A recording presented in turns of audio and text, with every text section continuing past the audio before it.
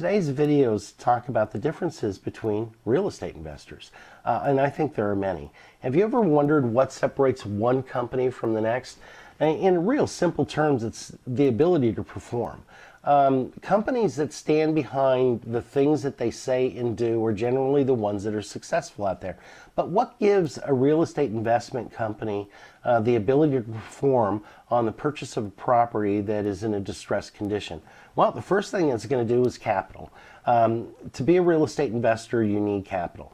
The second thing you need is access to more capital, because after you purchase one property that sits there and has to be rehabilitated in some way, whether it's a kitchen remodel, a bathroom redo, flooring, walls, roof, and as real estate investors put more money into the last house they purchased, they're then looking to purchase other properties. So you need access to capital.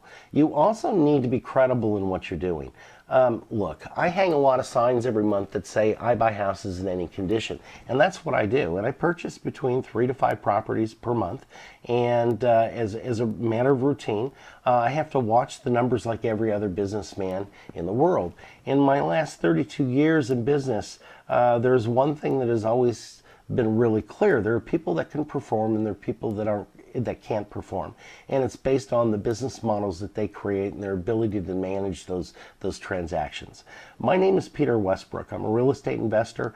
I do what I say when I'm going to do it, and if I can't, I let you know that in advance.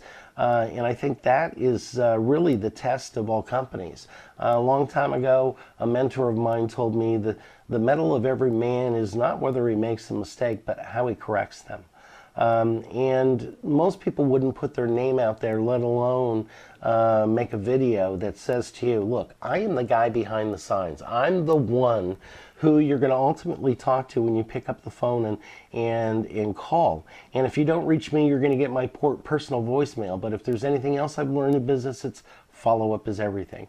So again, my name is Peter Westbrook. If you're looking to sell a property that is in distressed condition, in any form, whether it's a roof or bathroom or plumbing or electrical, then give me a call. Worst case scenario, you're going to get more information than what you currently had. You're going to be better informed to make the best possible decision for you and your family. And whether or not we do business, we're going to part ways, shake hands, and be friends. I really appreciate you watching the video, and I hope to hear from you soon.